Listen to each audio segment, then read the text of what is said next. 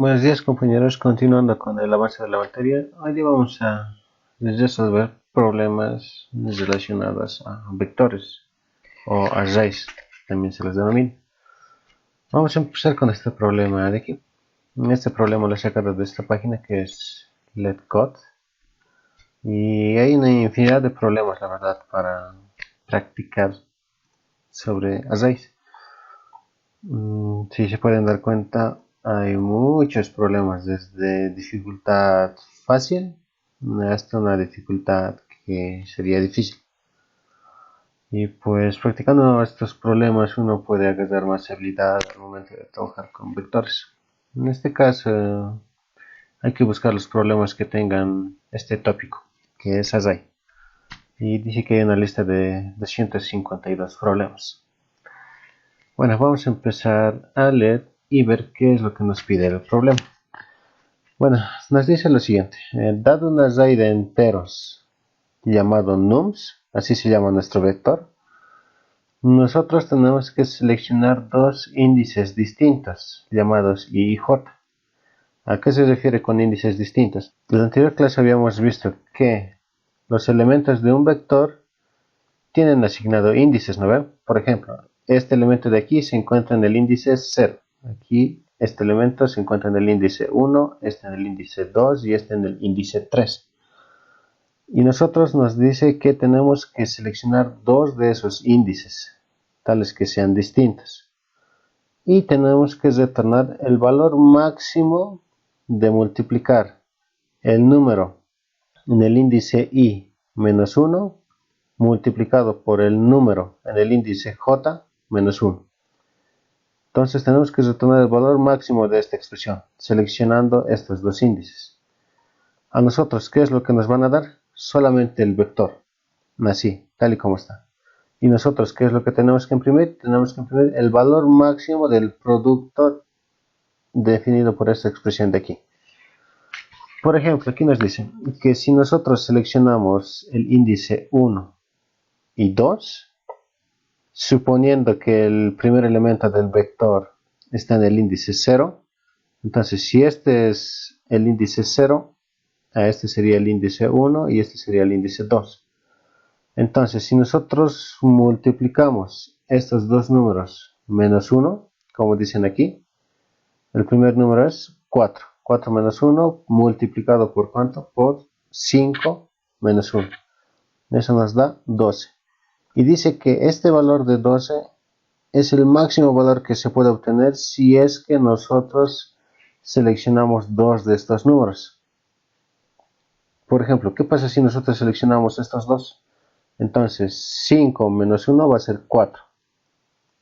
2 menos 1 es 1. Entonces 4 por 1 es 4 directamente, no hay nada más que hacer. Y si nos damos cuenta, 4 es mucho menor que 12.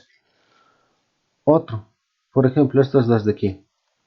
O simplemente puedes seleccionar el 3 y el 5. 3 menos 1 es 2. 5 menos 1 es 4. 2 por 4 es 8. Sigue siendo menor que este 12. Por lo tanto, 12 en este caso se convierte en el mayor valor que nosotros podemos obtener. Aquí nos da otro ejemplo, donde estos son los elementos del vector y aquí nos dice que el valor máximo en este caso es 16.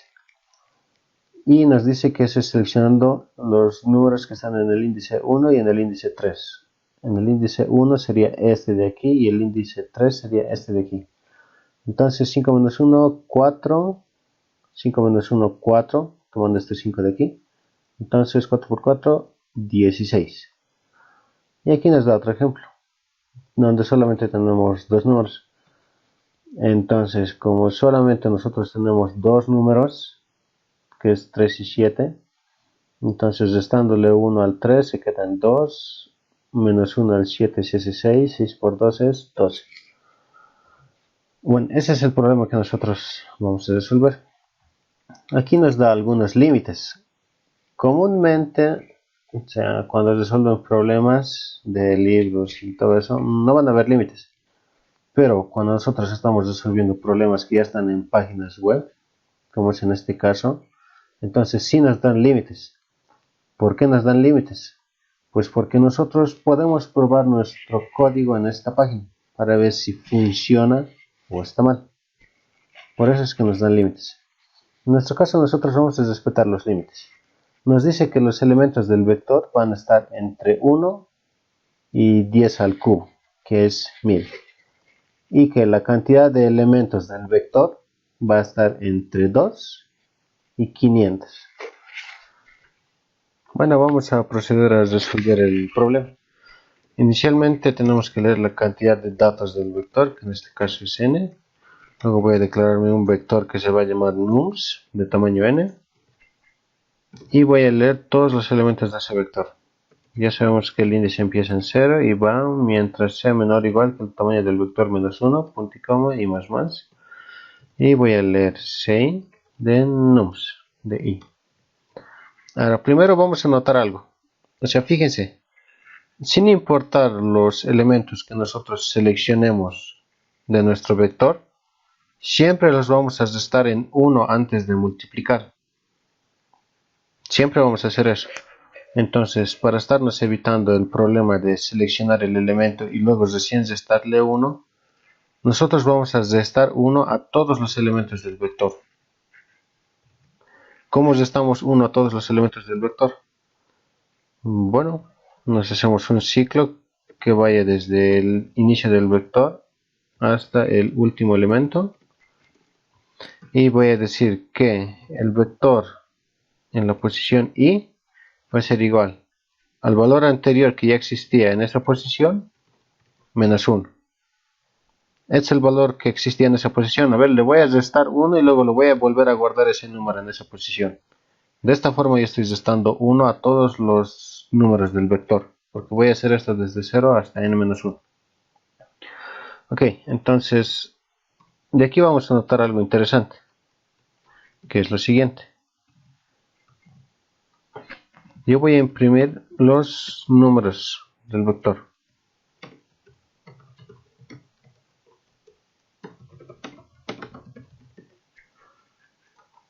Le hacemos correr.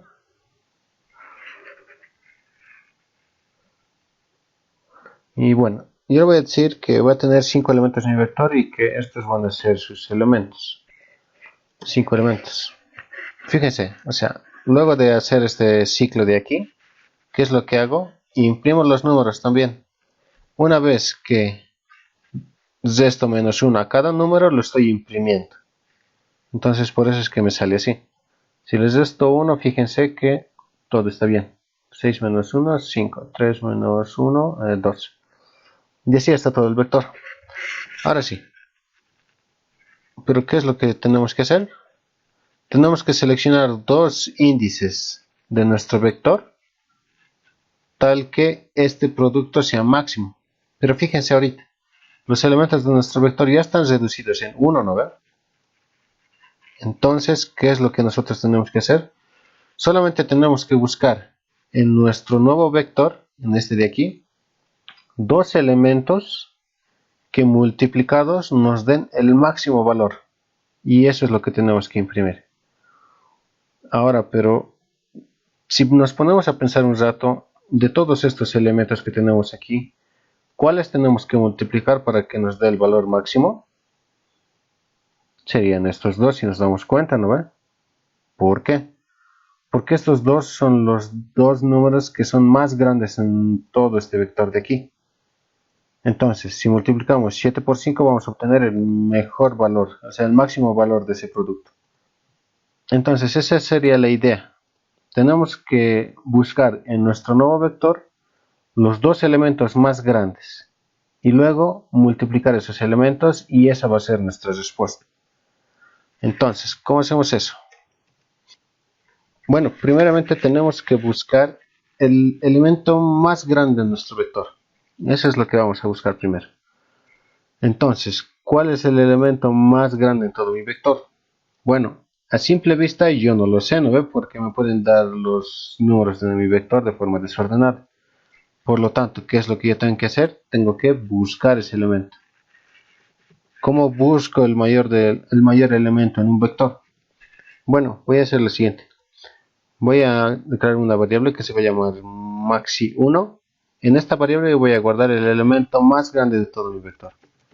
Inicialmente yo voy a suponer que ese elemento es 0. Inicialmente. Obviamente no siempre va a ser así, ¿no? Pero yo voy a suponer eso. Entonces, ¿qué voy a hacer? Voy a buscar en todo mi vector el máximo elemento. El elemento que tenga mayor valor en todo mi vector. ¿Cómo se hace eso? Se hace de la siguiente forma. Hemos dicho que en esta variable íbamos a guardar el elemento que es más grande en todo mi vector. Entonces, ¿qué es lo que yo hago? Voy a hacer lo siguiente. Voy a buscar para cada elemento del vector, hago esta pregunta. Si el elemento en la posición i es más grande que mi valor máximo que tengo hasta el momento, ¿qué significa? Que mi valor más grande hasta ahora va a ser igual a este valor de aquí. ¿Por qué? Nosotros estamos buscando el mayor elemento de todo el vector, ¿no ve? Y si encontramos algún elemento del vector que sea más grande que el supuesto máximo que ya teníamos, entonces significa que nuestro valor más grande del vector va a ser igual a este valor de aquí. Veamos cómo funciona. Entonces, en cada paso yo voy a mostrar mi valor de maxi 1. Así. ¿Sí? Y también voy a mostrar el vector. Y lo vamos a hacer correr con estos mismos datos de aquí. Entonces copio esto, lo hago correr. Aquí me dice que tengo un error. Me falta punto y coma. A ver por qué. En la línea 21. Que aquí falta el end L. Ok, lo hago correr. Pego los datos. Y fíjense, este es mi nuevo vector. ¿Lo ven? Ahora sí. Inicialmente que hemos dicho que mi máximo es 0. Entonces, yo pregunto, para este elemento de mi vector, para el elemento que está en el índice 0, ¿no ve? 0 es mayor que 0, recordemos que inicialmente maxi 1 vale 0, 0 es mayor que 0, no, por lo tanto, mi valor máximo hasta ahora sigue siendo ¿cuánto? 0. Luego, este ciclo va a iterar a la siguiente posición de i y voy a preguntar para el siguiente valor en mi vector, que sería este de aquí. Entonces, 4 es mayor que 0. Sí. Entonces, ¿qué significa? Que hasta este punto mi valor máximo es ¿cuánto? 4. Luego, voy a la siguiente vez, voy a preguntar con este. 2 es mayor que 4. No. Por lo tanto, hasta este punto mi máximo valor sigue siendo 4. Luego, pregunto con este valor de aquí. 7 mayor que 4. Sí. ¿No ven? Entonces, hasta este punto, mi valor máximo es ¿cuánto? 7. Como esto se cumple, entonces mi valor máximo va a ser ¿cuánto? 7. Por esta condicional de aquí, porque se cumple esta condición.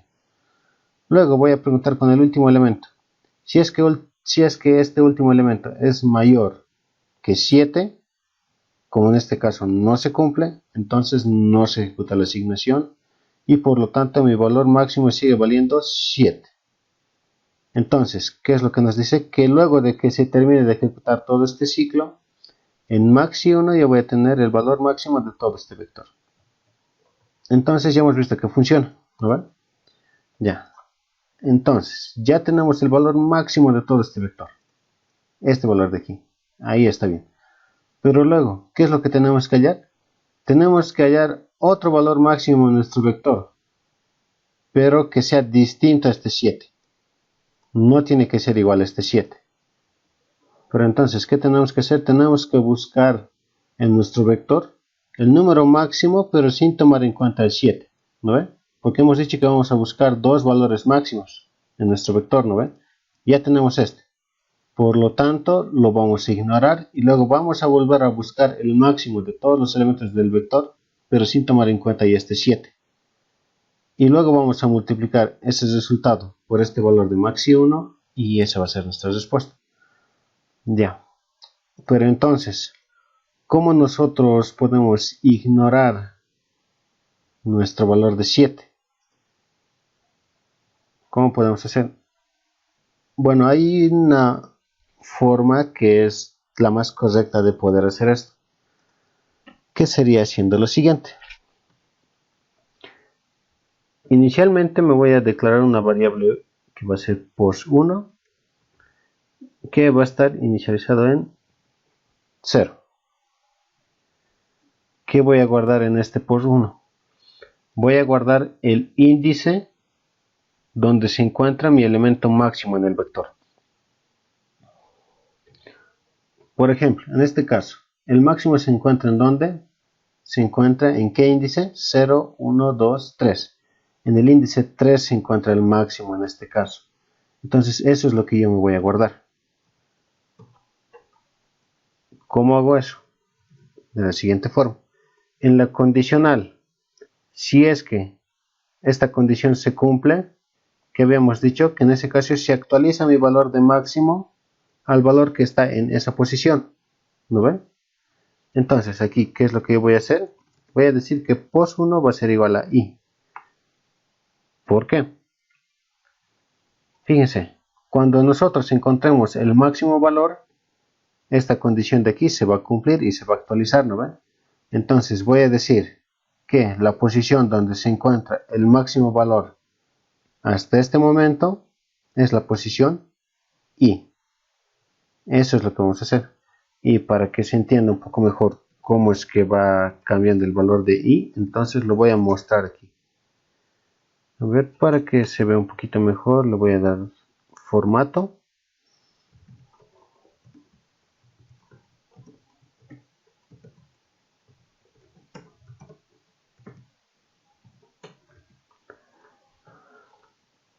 Listo, exactamente así. Entonces lo que yo voy a hacer va a ser copiarme esta entrada. Pego la entrada de nuevo y ejecutamos. Y luego, ¿qué es lo que nos dice? Que después de verificar con el primer elemento en mi vector, ¿qué nos dice? Que el máximo elemento se encuentra en el índice 0 y tiene valor de 0. O sea, el máximo valor hasta ahorita es 0 y ese 0 se encuentra en el índice 0. Y está bien. A la siguiente vuelta, luego de verificar con este mi valor de aquí, el máximo valor hasta este punto, que es 4 y se encuentra en el índice 1, que es este de aquí. Luego, la siguiente vez, cuando calcule el máximo de todo esto, ¿qué me dice? Que mi valor máximo sigue siendo 4. ¿Y dónde está? Está en el índice 1. Cuando calcule el máximo valor de todo esto, ¿dónde está mi elemento máximo? Está en el índice 0, 1, 2 y 3. En el índice 3 y tiene valor de 7. Y cuando calcule el máximo de todo esto, mi máximo valor está en ¿dónde? En el índice 3 y tiene valor de 7. Entonces, cuando finalice todo este ciclo, vamos a tener el máximo valor y también vamos a tener la posición o el índice donde se encuentra ese valor máximo. Listo. Y eso es lo que vamos a hacer. Bueno, ya tenemos esa posición donde se encuentra ese valor máximo, ¿no? Ahora, ¿qué es lo que tenemos que hacer? Tenemos que buscar el segundo máximo, el segundo valor máximo para poder multiplicar. Yo voy a decir que ese valor es maxi 2 y voy a empezar a buscar directo en mi vector. Desde int i igual a 0 mientras i sea menor que n, y más más. Esto ya sabemos que es así. Exacto. Ahora sí. ¿Qué es lo que yo voy a hacer? Va a pasar lo mismo que en aquí. Exactamente lo mismo. Entonces, si mi vector en esa posición es más grande que mi maxi 2, entonces, ¿qué es lo que tengo que hacer? Que maxi 2 va a ser igual a nums en la posición i. ¿No ve? Sabemos que haciendo esto nosotros vamos a obtener el máximo del vector, ¿no ve? Pero ahora lo que tenemos que hacer es que tenemos que calcular ese máximo, pero no tenemos que tomar en cuenta el índice donde se encuentra nuestro valor. Pero no tenemos que tomar en cuenta el primer valor que hemos hallado, ¿no ve? Entonces calculamos el máximo de todo el vector, pero sin tomar en cuenta esta posición de aquí, porque aquí es donde se encuentra el primer valor máximo que habíamos hallado. Entonces voy a hallar el máximo. Si se cumple esta condición de que un valor en el vector es mayor que mi máximo y esa posición es distinta a mi posición 1 que ya había seleccionado más antes, entonces recién voy a actualizar mi variable. Con esto, ¿qué estoy diciendo?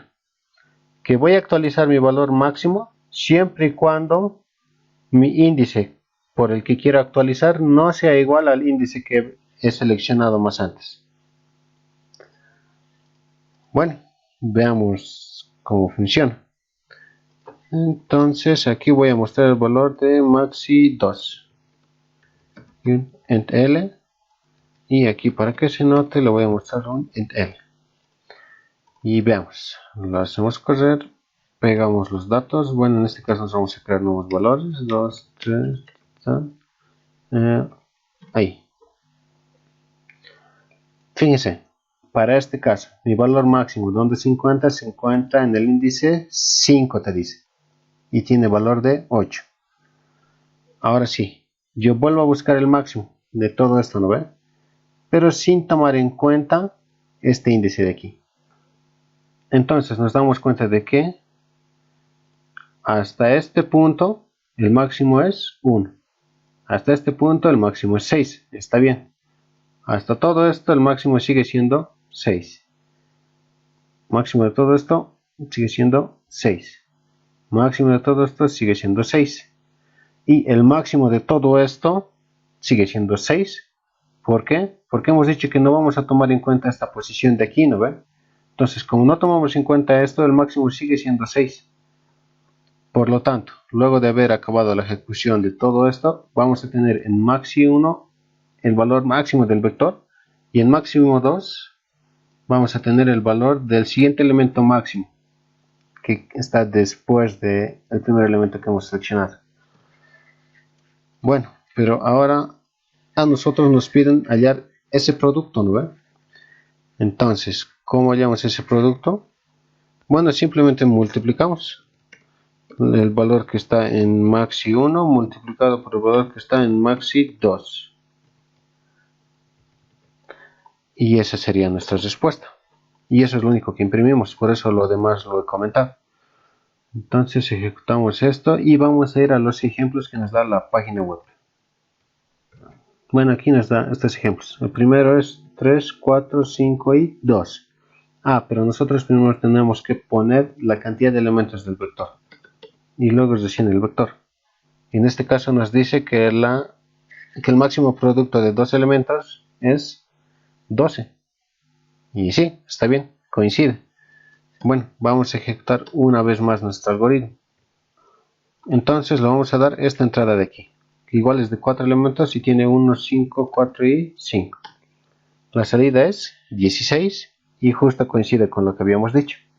¿No ven? Entonces, nuestro programa funciona. Y funciona bien. Entonces, esa es la solución para este primer ejercicio que hemos visto aquí. Obviamente, ustedes más antes ya tendrían que haber practicado sobre la suma de elementos de un vector o hallar el promedio de un vector y todo eso. Pero esos son ejercicios simples que se encuentran en los libros. O sea, en muchos libros ustedes van a encontrar ejercicios simples sobre vectores. Por eso es que en esta clase nosotros vamos a resolver tal vez ejercicios que aparentemente no son tan simples. Pero pensando un poco se puede ser simple. Bueno, ese fue el primer problema. Ahora vamos al siguiente. Y el siguiente nos dice esto. Encontrar los números con una cantidad par de dígitos. ¿Qué nos dice el problema? Que nos va a dar igual un array llamado nums de enteros y tenemos que retornar cuántos elementos de ese vector tienen un número par de dígitos. Vean bien esta parte, número par de dígitos. Aquí nos dice, por ejemplo, si nuestro vector tiene estos valores, la salida es 2. ¿Por qué? porque este elemento de aquí tiene una cantidad par de dígitos y este de aquí también tiene una cantidad par de dígitos. Por lo tanto, estos dos tienen una cantidad par de dígitos y eso es lo que vamos a imprimir. ¿Cuántos de todos estos números tienen una cantidad par de dígitos? Aquí nos dice, ¿no ve? El 12 contiene 2 dígitos, cantidad par. El 345 tiene 3 dígitos. Esa cantidad es impar, por lo tanto nosotros no la vamos a contar. Y así es como va haciendo. Y por lo tanto solo el 12 y este número de aquí contienen una cantidad par de dígitos. Aquí otro ejemplo. Estos dos no cuentan, este tampoco, este sí cuenta. ¿Por qué? Porque tiene una cantidad par de dígitos. ¿No ven? Y bueno, ¿cómo hacemos esto? Y fíjense esto, algún detalle muy importante. Que los números en nuestro vector van a estar entre 1 y 10 a la 5. 10 a la 5 es 100.000. Entonces, ¿qué significa? Que nuestros números no van a tener una cantidad igual de dígitos, ¿no? O sea, pueden tener desde un dígito hasta 6 dígitos puede tener. Bueno, primeramente, ¿cómo resolvemos esto? Tendríamos que ver una forma para verificar cuántos dígitos tiene un número, ¿no? Porque si nosotros sabemos cuántos dígitos tiene un número, entonces vamos a ver si esa cantidad es par, entonces aumentamos nuestro contador en 1, nuestro contador de respuesta. Y si esa cantidad es impar, entonces simplemente no lo tomamos en cuenta. Solamente vamos a contar cuántos dígitos existe en cada número y vamos a verificar si esa cantidad es par o impar. Bueno, esto de aquí lo borramos, excepto esto, porque esto lo vamos a utilizar de nuevo. Ahora sí, me voy a definir una variable que va a ser CNT, que es un contador. Y en esta variable yo voy a contar cuántos de estos números del vector tienen una cantidad par de dígitos.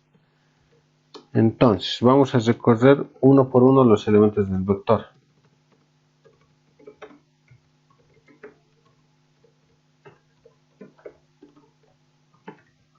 Ahora sí, aquí adentro vamos a contar cuántos dígitos tiene un número. Que esto, si se acuerdan, ya lo habíamos hecho con ciclos, ¿no ven? Habíamos hecho un programa explícitamente para eso, para contar cuántos dígitos tiene un número. Entonces, si se acuerdan de ese programa, hacemos lo siguiente. Yo voy a definir otra variable que va a ser dígitos. Inicialmente voy a decir que mi número tiene 0 dígitos. Y esa cantidad de dígitos voy a ir incrementando a medida que vaya sacando uno por uno los dígitos de mi número. Entonces, mientras mi número en esa posición del vector sea mayor que 0, ¿qué es lo que yo voy a hacer? Voy a sacarle un dígito, ¿no ven?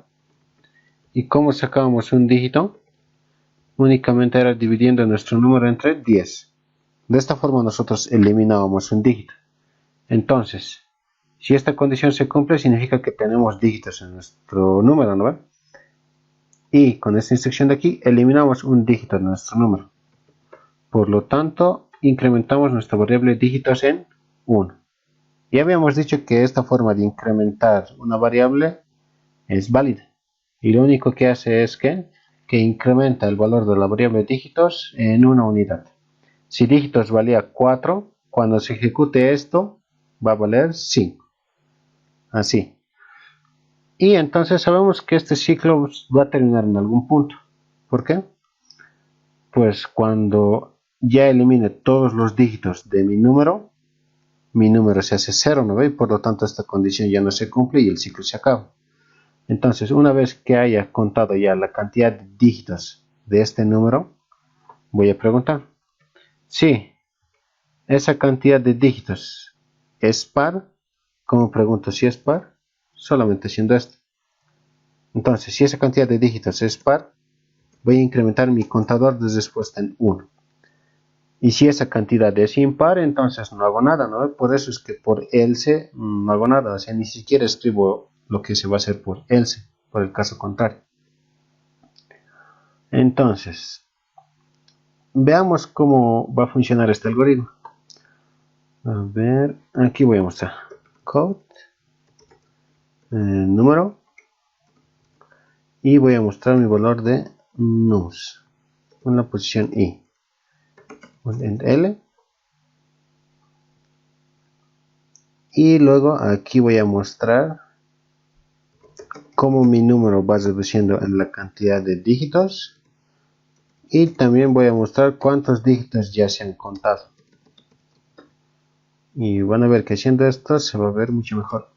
Y luego de haber terminado el ciclo, yo tengo que imprimir la respuesta, y la respuesta está en la variable cnt. Entonces code cnt. Listo. Ejecutamos. Hay un error. Num no fue declarado. Es que no es num, es nums. Nums. Listo, lo hacemos correr. Ejecuta normal. Ahora vamos a utilizarlo con los casos de prueba que nos da la página web. Entonces, vamos a ver con el primer ejemplo. En este caso es 12, 345. Pero antes tenemos que insertar la cantidad de elementos en nuestro vector. En este caso es 5 elementos.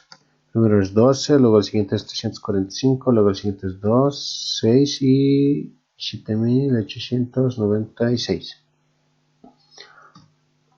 Ya. Y vamos a ver qué es lo que pasa. Aquí dice, para el número 12, ¿qué es lo que yo estoy haciendo? Voy a eliminar este dígito de aquí, ¿no ve?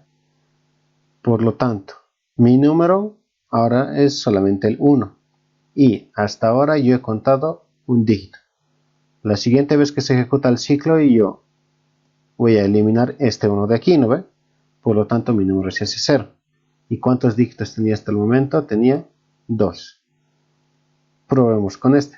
Cuando el número es 345, luego de quitar un dígito, el número que queda es 34 y ha contado un dígito, ¿no ven? Mi variable dígitos. Luego, la siguiente vez, de este 34 voy a eliminar el último dígito, me queda el 3. Y mi cantidad de dígitos se va a incrementar en 1. Siguiente vez, elimino el 3, me queda 0. Y mi cantidad de dígitos se incrementa en 1. Y al final, mi cantidad de dígitos es ¿cuánto? 3. Tiene 3 dígitos. Lo mismo en aquí. Para estos dos casos ocurre exactamente lo mismo, y para este de aquí exactamente lo mismo. Voy eliminando dígito por dígito cada vez, y al mismo tiempo voy contando cuántos dígitos he eliminado. Y cuando llega a 0 me dice exactamente la cantidad de dígitos de mi número. Entonces, luego de hacer todo eso, ¿cuántos de esos son pares?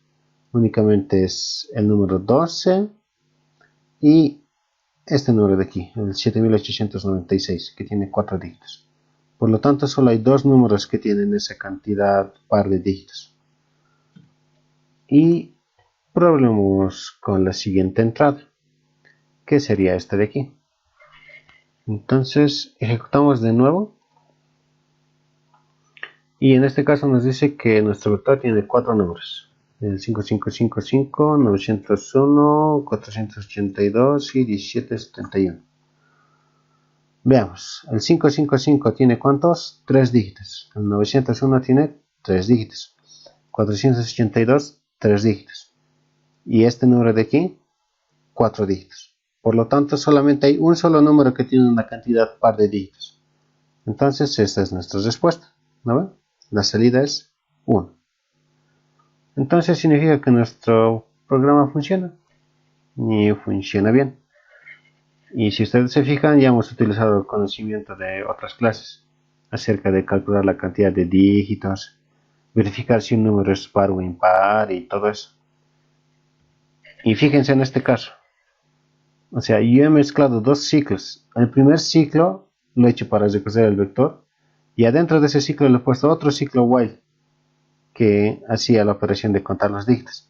Esto es totalmente válido. O sea, eso es a lo que se refiere todo esto de la programación. Que nosotros vamos a utilizar las estructuras que nosotros queramos en el momento en el que las necesitemos.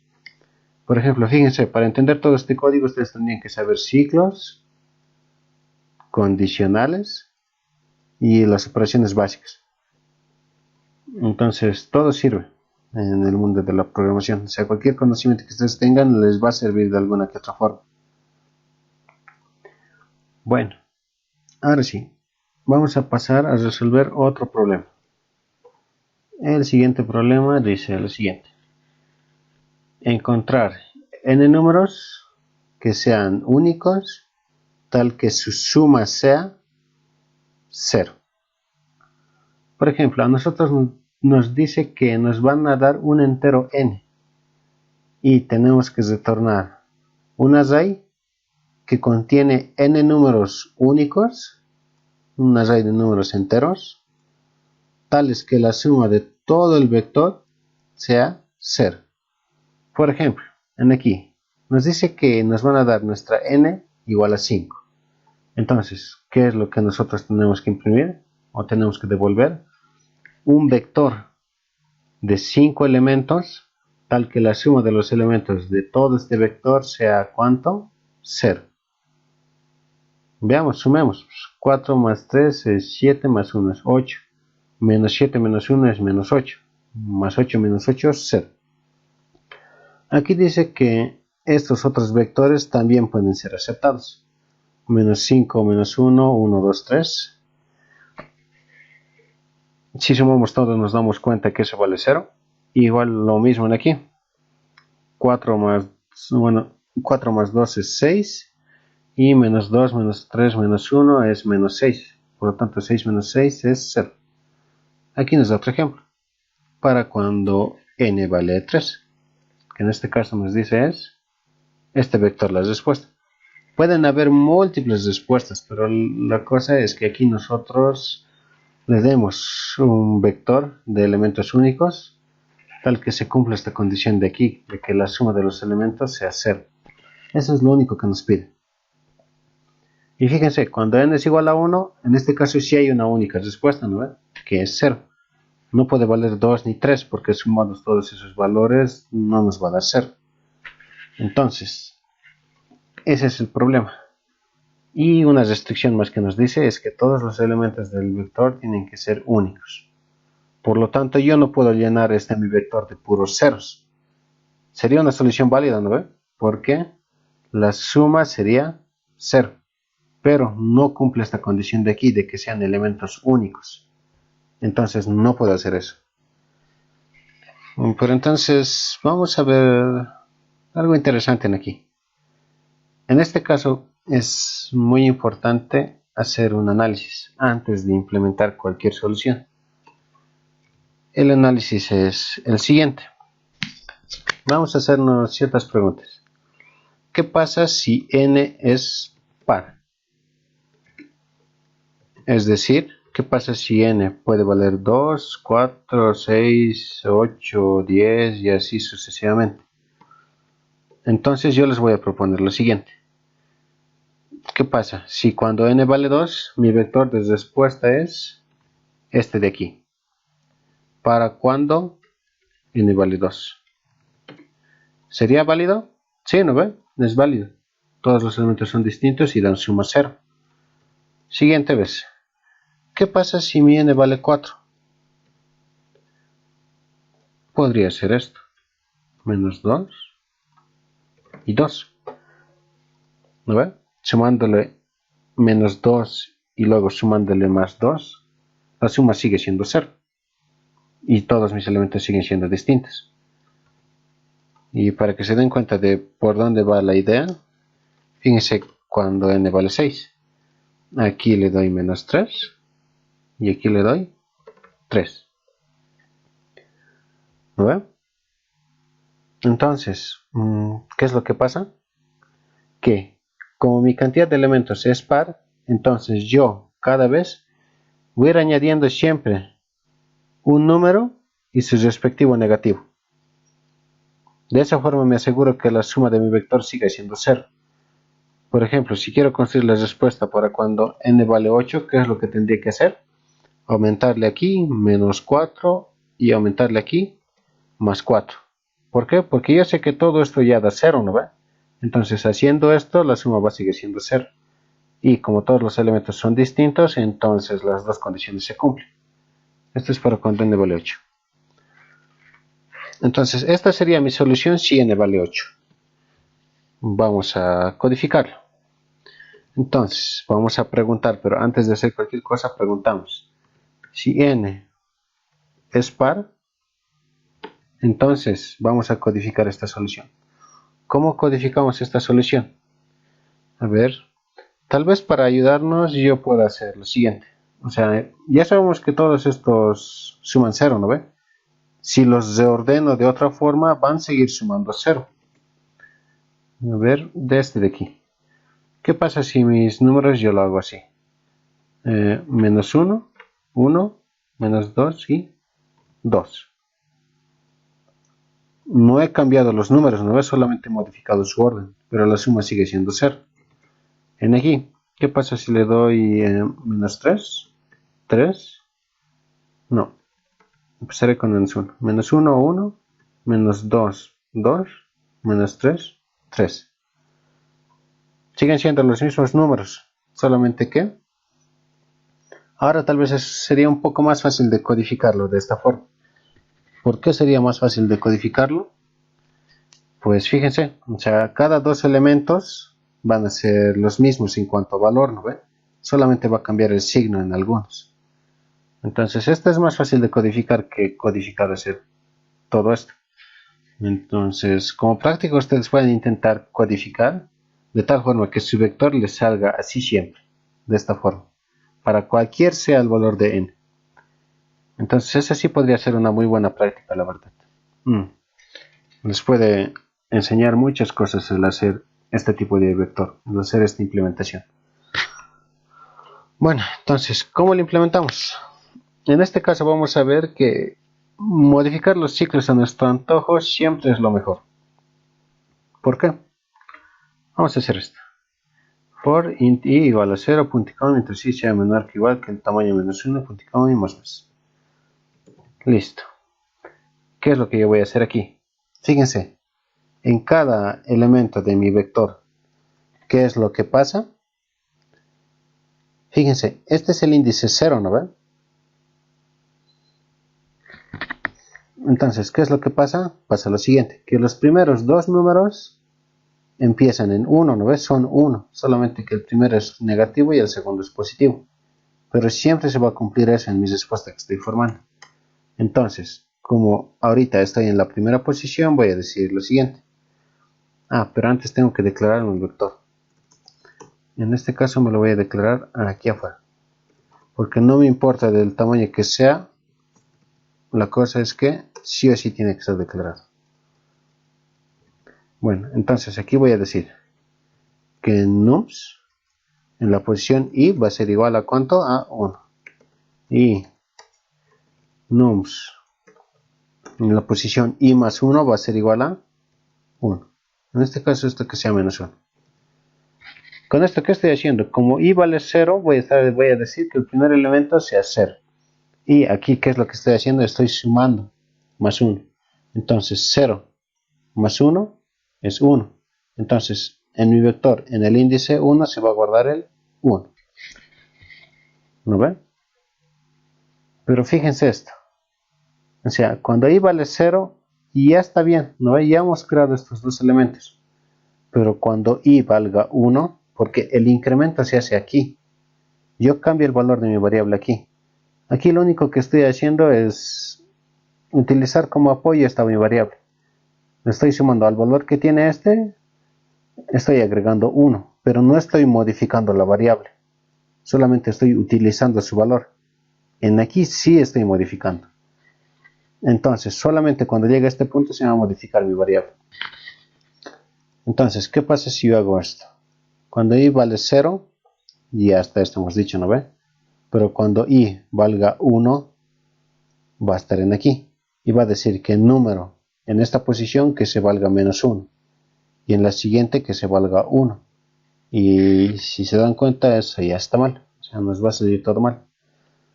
Entonces, ¿qué es lo que yo voy a hacer?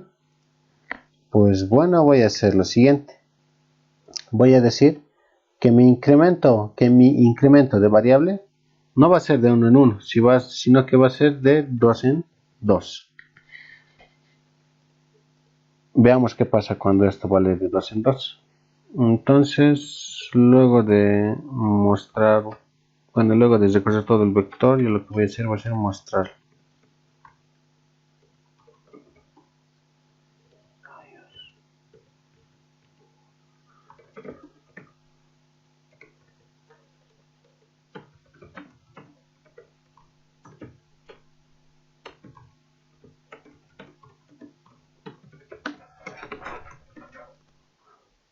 Lo ejecutamos y le voy a dar un número par, que sea 6. Fíjense, la primera vez cuando i vale 0, le asigna -1 y le asigna 1. ¿No ve? Está bien. Ahora, el incremento de i va a ser en cuanto en 2, por lo tanto, de 0, la siguiente vez va a pasar a valer 2. Y el índice 2 de nuestro vector es este de aquí. Entonces, para 2 y 3, le voy a asignar -1 y 1. Luego de nuevo vuelve a incrementar en 2 y la siguiente vez que voy a hacer -1 y 1. ¿No ve? En la posición 4 y 5. Ya, y si ustedes se fijan, está bien, o sea, eso es lo que queríamos con los signos, ¿no ve? Pero estos valores siempre están siendo 1, ¿no ve? Entonces eso lo tenemos que cambiar. Tiene que irse incrementando siempre. Como en este caso, ¿no ve? Los primeros dos sí son 1, los siguientes dos son 2, los siguientes dos son 3. Bueno, ¿cómo arreglamos eso? Es fácil. Nos vamos a declarar un contador en aquí, que va a empezar en 1. Y aquí, en vez de asignarle 1 directo, le voy a asignar el valor de mi contador. Así.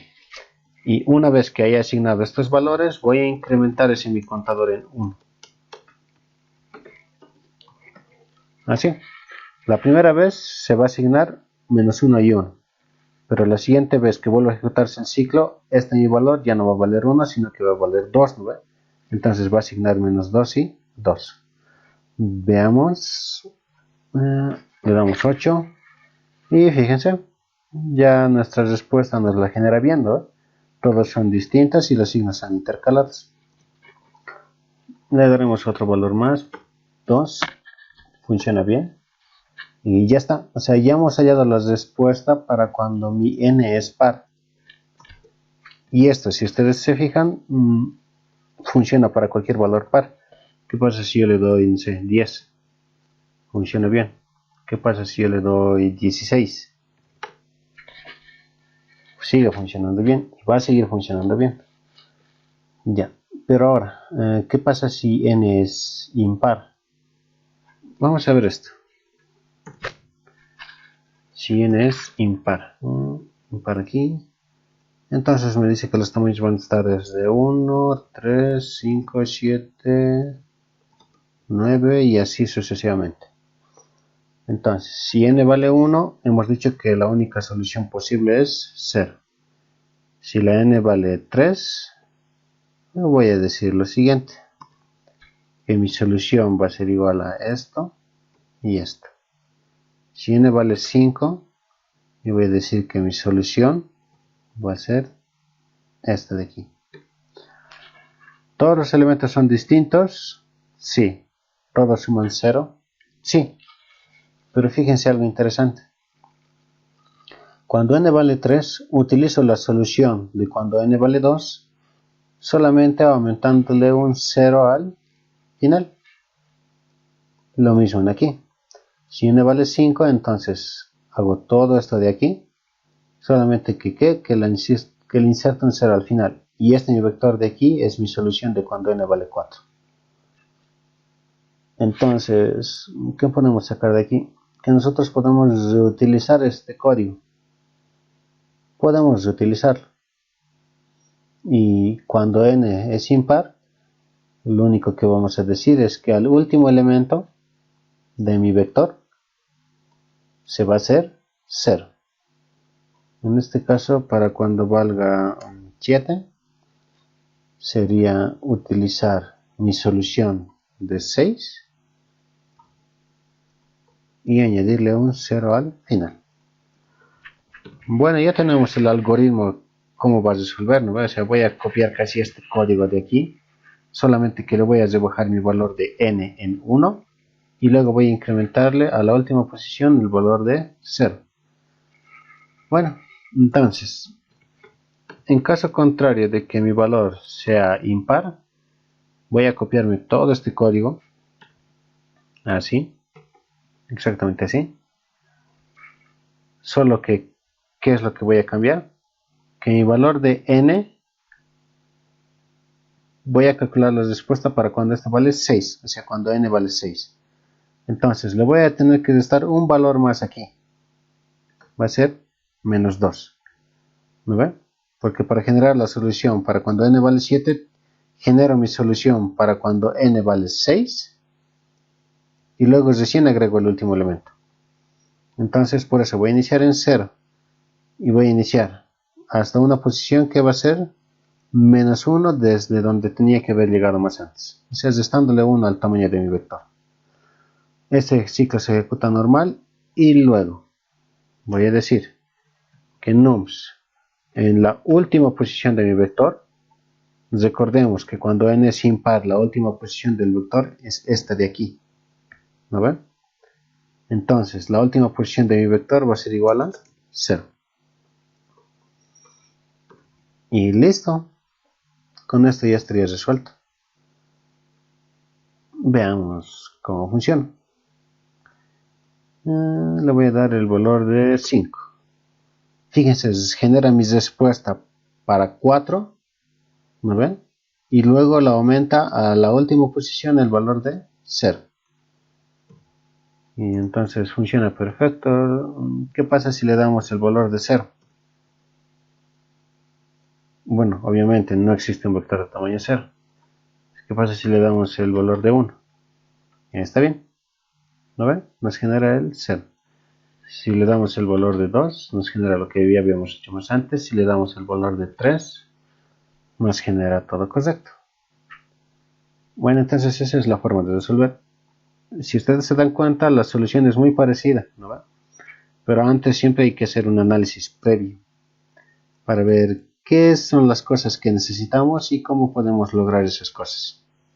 Y qué cosas tal vez podríamos reutilizar, como en este caso.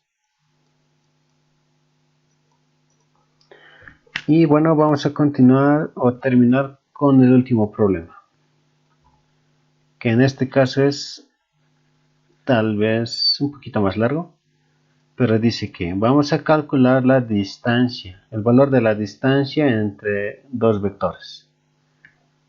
Aquí me dice lo siguiente, me van a dar dos vectores en este caso, un vector AR1 y AR2 y un entero D más.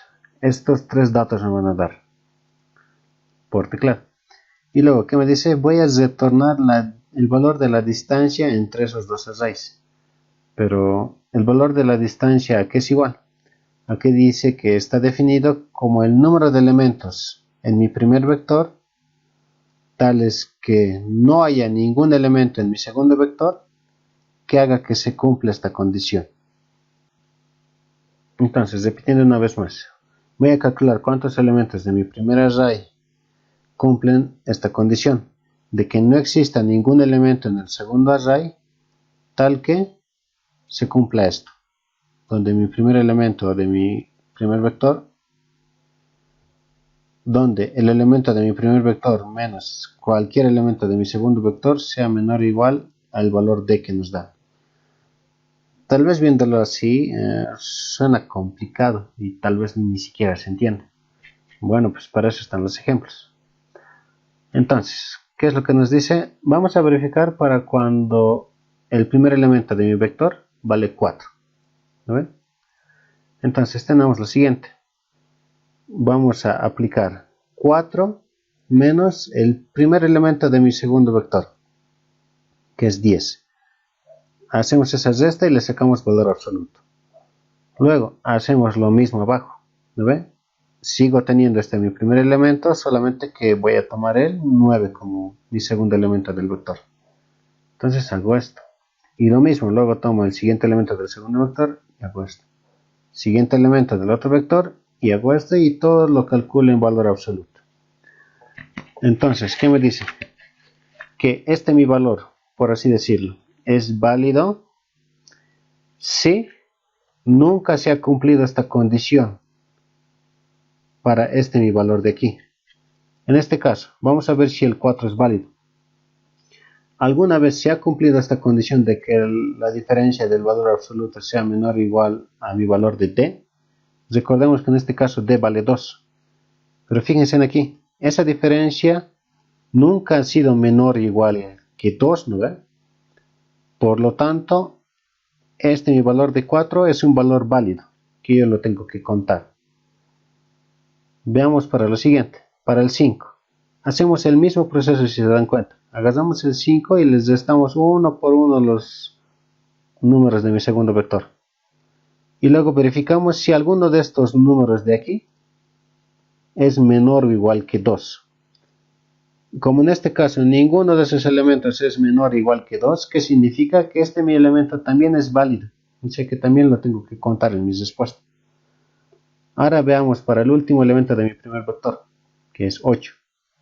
Veamos, 8 menos 10 se hace 2.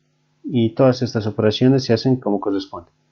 Pero fíjense, en este caso sí, hay restas de los valores absolutos que nos salen que son menor o igual que 2, ¿no ven?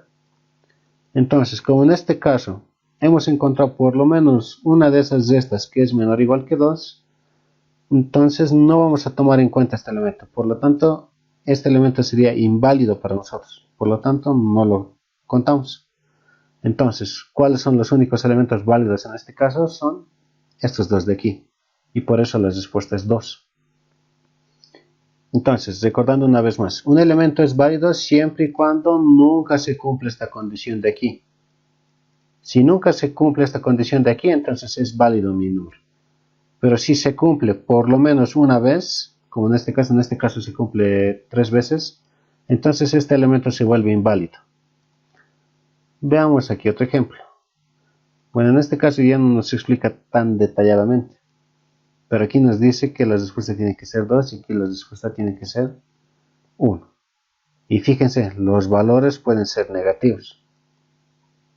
Y eso también nos explica en los límites, que la longitud de los dos vectores va a ir hasta 500 números, puede estar entre 1 y 500, y los valores de mi vector van a estar entre menos 1000 y 1000, y mi valor de d va a estar entre 0 y 100. Entonces, ¿cómo hacemos esto? Bueno, vamos a hacer estas operaciones para cada número de mi vector. Fíjense, para cada elemento de este yo voy a restarlo con cada uno de estos de aquí. Y voy a calcular su valor absoluto. Y luego voy a preguntar, si no se ha cumplido ninguna vez esto, entonces mi valor es válido. Pero si se ha cumplido la condición de que sea menor o igual que mi valor de d, entonces el elemento es inválido. Bueno, yo creo que viendo los ejemplos ya se puede entender mejor qué es lo que vamos a hacer. Entonces vamos a proceder a implementarlo. En este caso tenemos que leer 3 datos, los vectores y el número d. Por lo tanto, borro todo esto y voy a declarar el tamaño de mi vector 1 y el tamaño de mi vector 2. Entonces voy a leer el tamaño de mi vector 1, declaro mi vector 1 y luego voy a leer los valores de mi vector, desde igual a 0, 26 menor o igual que n-1, coma y más. Luego voy a leer sin vec 1 de i, nada más. Ahora tengo que leer el tamaño de mi segundo vector, recuérdense bien eso. Y luego voy a declarar mi segundo vector de tamaño m. Bueno, ahora lo voy a leer todo mi vector. En este caso es vector de i. Listo, hasta este punto ya he leído mis dos vectores. Ahora tengo que leer mi valor de p. Listo, ya está. Ahora sí, ¿qué es lo que hacemos? Voy a agarrar mi primer elemento de mi primer vector y voy a hacer estas operaciones para cada elemento de mi segundo vector. Recuérdense algo, o sí, mejor dicho, recuérdense algo, de cuando hicimos la tabla de multiplicar, hace 2 o 3 clases anteriores. Fíjense, es casi lo mismo. O sea, la segunda columna, que son estos valores de aquí, siempre es igual para todos. ¿Lo ven? Siempre es igual. Y en una vuelta, mi valor de aquí nunca cambia, sigue siendo el mismo. Entonces, si se acuerdan cómo era la lógica para hacer esto, este problema les va a parecer más fácil. Entonces, ¿cómo lo hacemos? Vamos a hacer un ciclo for que va a iniciar en i, en 0, mientras i sea menor que n-1 y más. Luego, aquí que estoy seleccionando un elemento de mi vector 1. ¿Lo ve? Y ahora, para cada elemento de ese mi vector 1 voy a seleccionar un elemento en mi vector 2. Fíjense, o sea, estoy colocando dos nombres distintos a estas variables. En este caso, mi control es i y en este caso mi control es j. No le colocan iguales. Si le colocan nombres de variables iguales, les va a salir mal su algoritmo. Nunca tienen que hacer que sus variables de control se llamen iguales. Siempre tienen que serlo distintos. Ojo, no lo pueden colocar siempre j, que lo pueden colocar x o abc o no importa, cualquier otro valor. Entonces, ya he seleccionado un elemento de mi primer vector y ahora, tomando ese elemento de mi primer vector, ¿no ven? El elemento de mi primer vector que estoy tomando ahorita está en la posición i. Ahora, ¿qué tengo que hacer? Lo tengo que restar. ¿A dónde? A mi elemento de mi segundo vector. Pues recuérdense que el elemento del segundo vector lo estoy tomando con este ciclo de aquí, que en este caso es j. Listo. Pero ahora, ¿qué es lo que tengo que hacer? Tengo que calcular el valor absoluto. Entonces, valor absoluto con apps. Es una función que ya está predefinida en el lenguaje en esta librería de aquí. Include mat.h. Listo, el valor absoluto lo calculamos y vamos a verificar. Si ese mi valor es menor o igual que mi valor de d, ¿qué significa? Que se cumple esta condición de aquí, ¿no ve? Por lo tanto, ese mi número, por ejemplo sería inválido. Ya, pero para hacerlo un poco más sencillo yo voy a hacer lo siguiente. Voy a declararme aquí un contador que inicie en 0. Y aquí, si es que se cumple esta condición, yo voy a aumentar mi contador en 1. Así. Entonces, ¿qué estaría diciendo? Que estaría contando cuántas veces se cumple esta condición. Esta de que es menor o igual. ¿Cuántas veces se cumple para mi elemento i? Entonces, luego de haber hecho todo este ciclo, que significa haber hecho todas estas comparaciones, voy a verificar. Si es que se ha cumplido por lo menos una vez, entonces mi número es inválido, ¿no ve? Por lo tanto no forma parte de mi respuesta. Entonces, si CNT es mayor que 0, si es mayor que 0 significa que por lo menos se ha cumplido una vez, ¿no ve? Si es mayor que 0 no me importa, o sea, no forma parte de mi respuesta. Entonces, ¿qué es lo que haría? Bueno, no tengo que hacer nada, ¿no ve? Pero no lo puedo dejar la instrucción if así. Entonces, ¿qué es lo que voy a decir? Voy a cambiarle la condición. Y voy a decir que si nunca se ha cumplido esta condición de aquí, ¿no ves? Si nunca se ha cumplido, entonces mi valor de i, esta de aquí, o sea, mi variable, mi valor en mi primer vector en el índice i es válido. Entonces voy a aumentar a mi respuesta más 1. Ojo que aquí también tengo que declarar mi respuesta. Pero ahora tomemos en cuenta algo. Fíjense, yo no puedo declarar esta respuesta aquí adentro. ¿Por qué no puedo hacer eso? Porque cada vez que el ciclo inicie, mi valor de la respuesta se va a hacer 0. ¿No? Cada vez que se inicie, mi respuesta se va a resetear, por así decirlo. Va a volver a 0. Pero yo tengo que calcular mi respuesta para todo este proceso de aquí. Por lo tanto, no se tiene que resetear mi valor de la respuesta. Por eso es que se lo declara afuera del ciclo. Pero entonces, ¿por qué se declara el valor de CNT adentro del ciclo? Ya habíamos visto eso también más antes, ¿no ve? Que mi valor de contador tiene que resetearse sí o sí cada vez que estemos procesando un número de aquí. Un número de nuestro primer vector, mejor dicho. Entonces, cada vez que estemos procesando un número del primer vector, tiene que resetearse este valor. Por eso es que en este caso está bien declararlo adentro. Entonces es perfecto si lo declaramos adentro. Ya. Y bueno, pues ese sería el algoritmo. Aquí incrementamos la respuesta indicando que este valor de mi primer vector, mi valor de aquí, es un valor válido. Y pues bueno, luego tenemos que imprimir esa cantidad, ¿no? Que nos decía. ANS and L. Sí, perfecto. Lo hacemos correr. Nos da un error que dice que D no ha sido declarado. Ah, es que no es D, es P. Bueno, yo lo he declarado con P, ¿no? Creo que en la página estaba con D. Sí, estaba con D. Bueno, no importa. Entonces, le daremos. Primer vector tiene 3 elementos, que son 4, 5 y 8. Segundo vector tiene 4 elementos, que son 10, 9, 1 y 8. Y mi valor de D es ¿cuánto? 2. Y mi respuesta es 2. Justo lo que me muestra aquí. Entonces significa que está bien. Ahora vamos a probar para estos valores de aquí.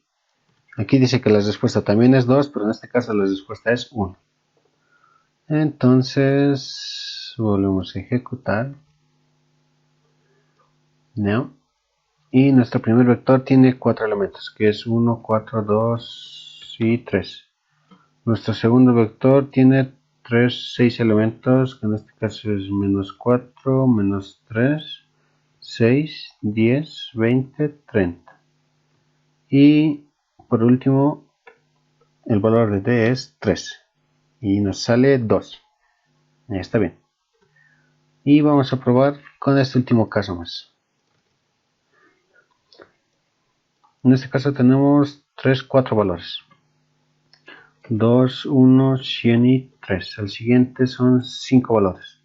Menos 5, menos 2, 10, menos 3 y 7. Y mi valor de D es 6. Y dice que aquí solamente hay un elemento que cumple. Podemos imprimir tal vez un poco de más detalles. En aquí voy a imprimir tal y como aparece en el ejemplo de prueba. O sea, el valor absoluto y las restas. En este caso es BEC1 en I. En este caso es menos. Luego es BEC2 de J. Luego cerramos el valor absoluto y le hacemos un igual. Un espacio. Y luego es este valor de aquí. Y por último el end L. Listo. En este caso lo que está haciendo es imprimir tal y como aparece aquí. Tal y como aparecen aquí estoy imprimiendo. Bueno, lo ejecutaremos. Ejecutamos y vamos a imprimir este caso de aquí, justo este. Bueno, tamaño 3, 4, 5, 8, tamaño 4, 10, 9, 1 y 8 y valor de D vale 2. Fíjense, 4 menos 10, 6, 4 menos 9, 5. O sea, es exactamente lo mismo que están aquí. Para el otro, igual, exactamente lo mismo. Y para este último, también igual, ¿no? 2, 1, 7 y 0. Entonces, esta es una bonita forma de cómo poder ver de que se está haciendo bien los cálculos, ¿no? Cada uno de los cálculos se está haciendo bien. Recuerden que este valor de la primera columna, estos valores de aquí, lo controla mi variable I de mi ciclo, ¿no ven? Esto lo controla. Y el ciclo interno controla mi variable J, que son los valores que cambian cada vez, ¿no ven? Esto es de aquí. Ahora veamos el ejemplo que tal vez será un poco más largo. Este de aquí, y que en aquí mismo no lo han puesto completo.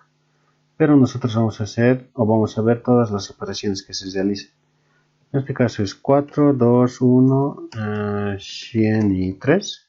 El siguiente vector tiene tamaño 5 y es menos 5, menos 2, 10, menos 3, 7. Y el valor de D vale 6. A ver, veamos. Hemos dicho que un valor es válido si es que en ningún punto se cumple que este valor es menor o igual que 6. Entonces, veamos esto. 2 menos 5. 7. Ya.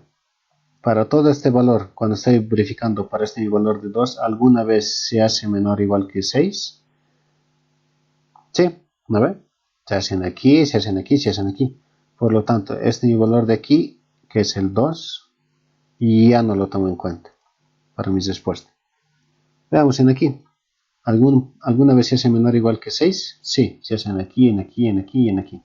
Por lo tanto, este 1 tampoco pertenece a mis respuestas. Veamos en aquí. En este caso, en ningún momento se hace menor o igual que 6, ¿no? Por lo tanto, 100 pertenece a mis respuestas. Entonces, hasta ahorita tengo un elemento que pertenece a mi respuesta. Luego, para cuando vale 3, ¿en qué momento se hace menor o igual que 6? En aquí, en aquí y en aquí. Por lo tanto, este valor de 3 es inválido. Y luego de hacer todas las operaciones, el único que cumple la condición es el 100. Por eso imprimimos 1. Y listo. Esos serían los problemas de esta semana. Ustedes pueden practicar muchos más problemas que hay aquí. O sea, hay varios problemas. Algunos incluso ya utilizan matrices. Pero como no estamos llevando matrices, entonces los pueden saltar esos por ahora. Pero los demás sí sería muy recomendable que vayan practicando y aprendiendo. Recuérdense, esta es la página, es letcode. La dirección es esta de aquí, letcode.com. Ahí le ponen /tag y /array para que les muestre justo los vectores. Digo, justo los problemas relacionados a vectores. Obviamente aquí no siempre pueden practicar vectores, hay muchas otras cosas que practicar. Por ejemplo, aquí vamos a tener algo. Hay para matemática. Hay algunas cositas más interesantes sobre grafos, listas enlazadas, todo eso, pero estos temas lo van a ver mucho más adelante, en otras materias de la carrera. Ojo que en esta página se suben problemas que son, por así decirlo, entrevistas o preguntas de entrevistas que utilizan estas compañías que vemos aquí. Hay hartas de Google, hartas de Amazon, hartas de Facebook, de Microsoft, de Apple, de Uber, de Oracle, de Yahoo, de eBay, de Twitter. O sea, ¿qué significa eso? Que algunos de estos problemas son comúnmente preguntas en las entrevistas para cuando uno quiere trabajar en estas empresas. Claro, obviamente yo pienso, ¿no?, que estas preguntas deben estar en el nivel hard, porque no creo que sean las de nivel fácil. Así que bueno, esa es una bonita forma de practicar. A medida que van viendo también cuáles son los requerimientos que comúnmente piden las empresas cuando quieres trabajar en ahí, pueden ver eso. Aquí hay muchos problemas y practicando siempre se mejora mucho. Listo chicos, eso sería todo por hoy día. Nos vemos en la siguiente semana. Adiós.